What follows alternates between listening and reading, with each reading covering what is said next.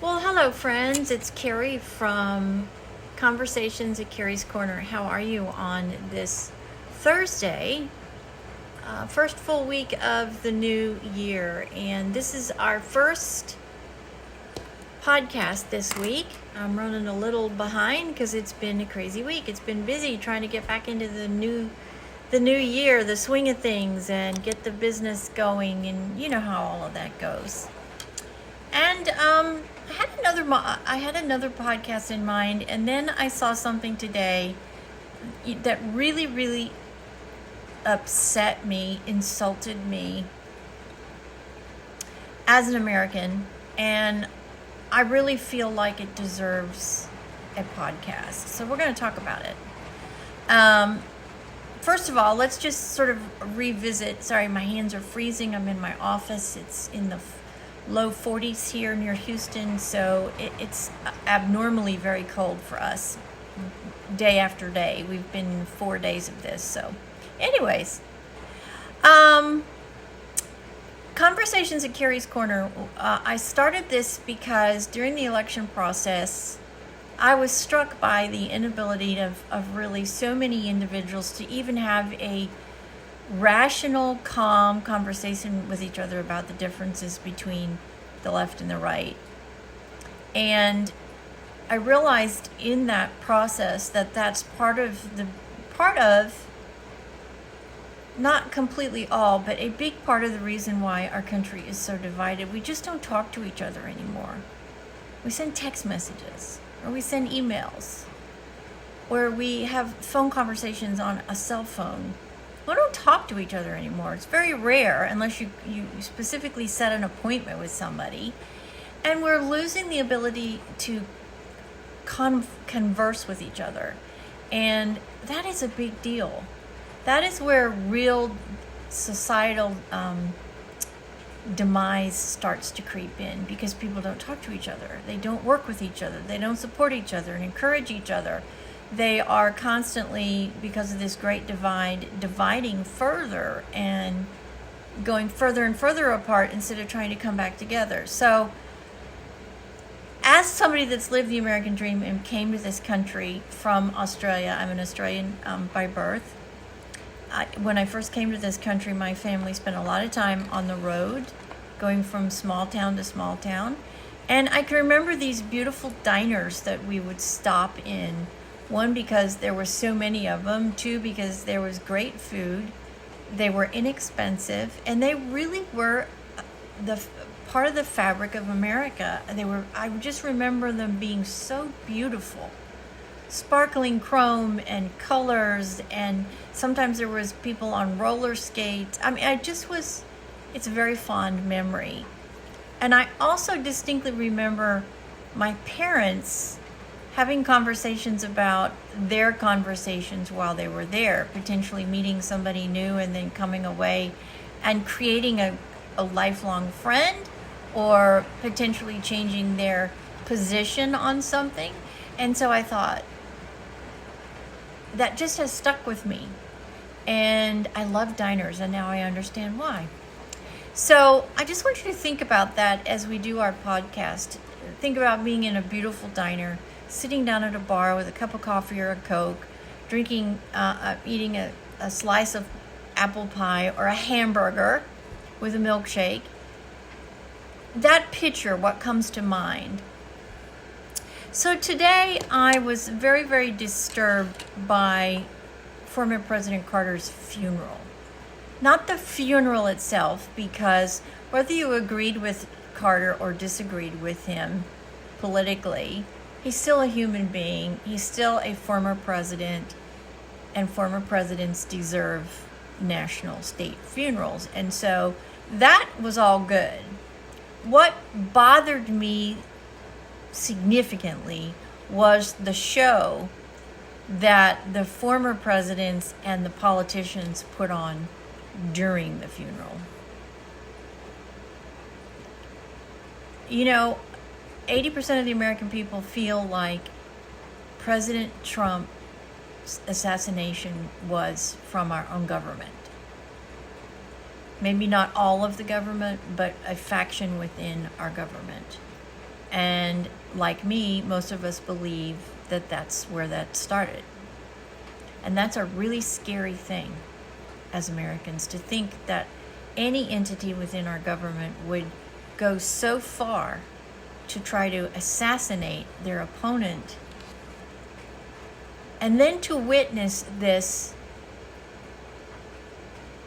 disgusting display of fakeness, of an act. It was like watching an act. It was like watching a movie where these people who have literally gone and said that that man is Hitler, that man is the devil, and he's going to destroy our country, he's going to destroy democracy, all of these things that the other parties in the room, the other political leaders in the room all said. But yet they're at a state funeral and now they're best of friends. President Obama actually called Donald Trump Hitler during the campaign. Actually said he was a threat, that he was going to destroy the United States. If he really felt that way, how come he's sitting right next to him at Jimmy Carter's funeral and they're best buddies and they're having this great conversation where they're both engaged and they're both laughing? It really bothered me. It really bothered me that it was proof to me that the entire charade of our election was just that. It was a charade. And the livelihood and the lives of Americans were not considered. It confirmed to me that all of these politicians, all of them, Bush, Pence, Obama, Clinton, Mondale, all of them are in it for one reason: money. That they did not go into public service for the public.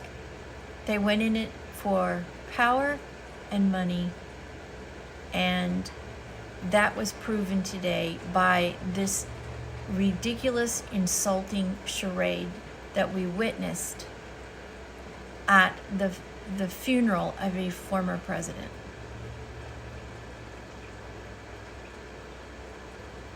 Now, while this funeral is going on, California is being devoured by fire because their leader is incompetent.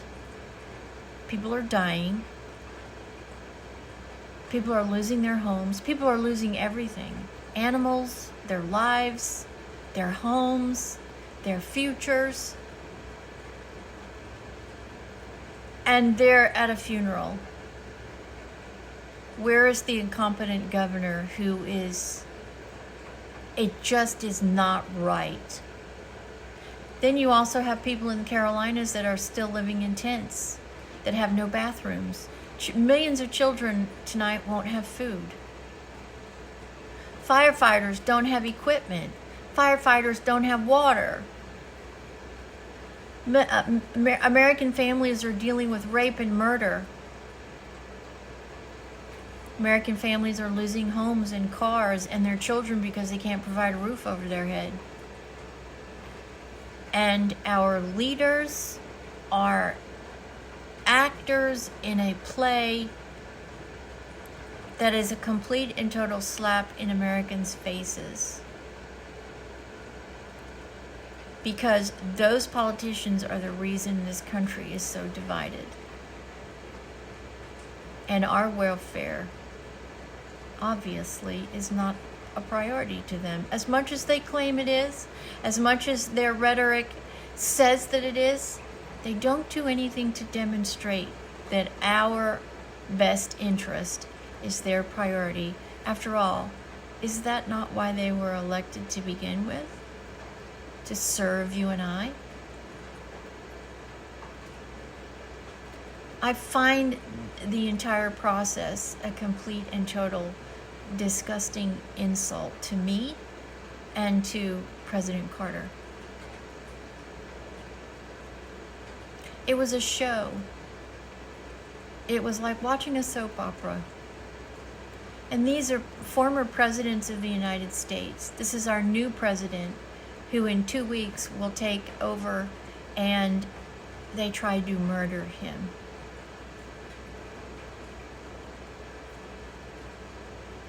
All I can say is today would be a very different day if Donald Trump had not been reelected. I shudder to think, actually. And it really brought home an important point that you and I as Americans, as the boss, because it's our voice, they are elected to represent us, that we must do a better job of demanding accountability from every single politician, city, state, national, and federal. And if they don't get the job done, there must be accountability, because there is no accountability right now. Gavin Newsom's decision now have California on fire. It's burning to the ground. And he's not taking accountability for anything. He removed dams. That's why there's no water pressure. So a fish could survive. What about his people? Joe Biden let 20 million people in this country, and young women are being raped and murdered by the heathens that are in this country because he wanted them as fake votes. We must do a better job of demanding accountability. We must implement term limits, because these politicians, these are career politicians that are sucking money and the life of our economy, our money, that we are paying for the rest of their lives. And our Social Security is at jeopardy. Theirs isn't. They'll have health insurance for the rest of their life. And we might have insurance if Social Security survives, if Medicare survives. We must, as Americans, do a better job of holding our political people accountable. And if they don't get the job done, they've got to be fired. They've got to be impeached. They've got to be sent home. It is the only way our checks and balances are going to work. And you and I have to be that checks and balance. And we have to be more involved in checking and balancing our elected officials. Because what I saw today was a complete and total disgusting act. After all that's been said, after all that's been written, to walk in there and conduct themselves like they were best friends. This isn't Hitler now. How come? What happened? What changed? Oh, that's right. You didn't win the election. He did. Americans have to come first. And then if there's anything left over, fine. Americans must become the priority of this government. And we as Americans must make sure that that happens. And if it doesn't, we have to hold them accountable. We can't have another Biden and Harris. The country will not survive it. My children and my grandchildren deserve every opportunity that I had. They might have a chance now. But we have to make sure, all of us, that our elected officials are held accountable on all levels. We also must make sure that our government does not weaponize politically, because we will not survive that. Think about where we would be today if the attempt on Donald Trump's life was successful in July.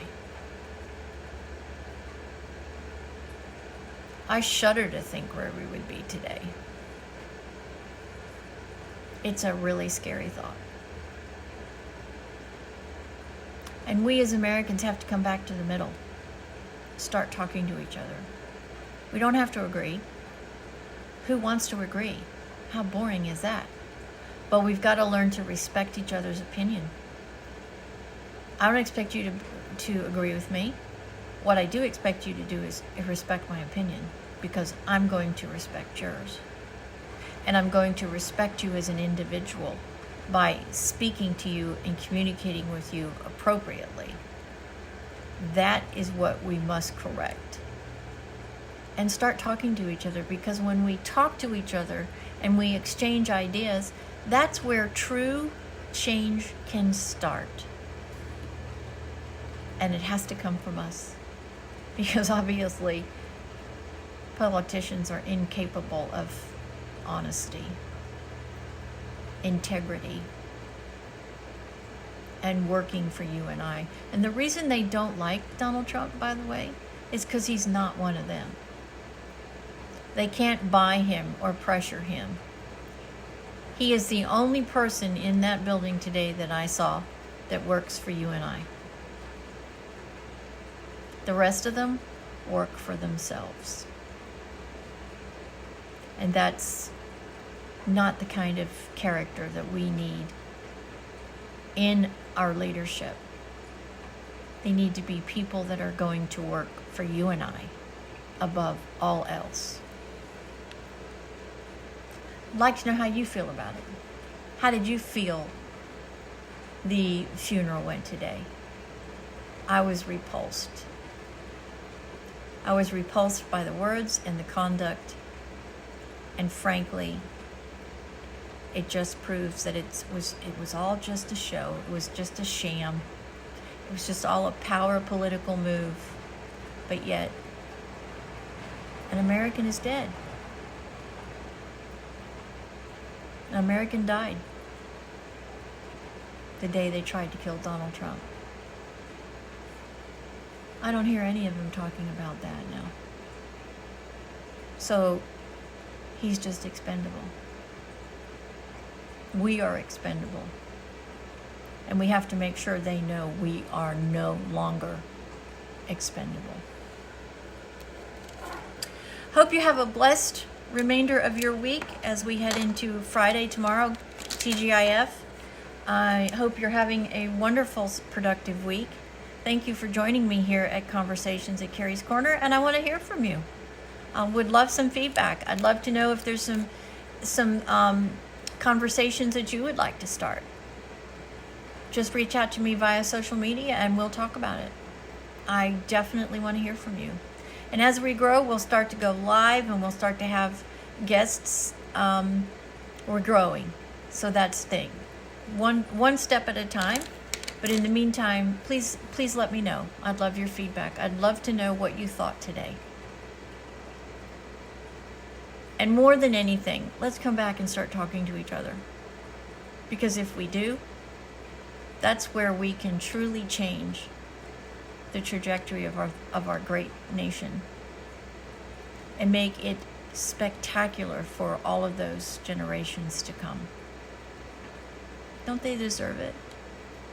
Don't they deserve all the things that you and I have been privileged to see and live in this great country called the United States of America? I believe they do, and I believe it's our responsibility to make sure that happens. So please join me here at Conversations at Kerrie's Korner. Have a blessed day, everybody, and we will see you in the next podcast. Stay safe, stay warm, and we'll see you the next time. Take care.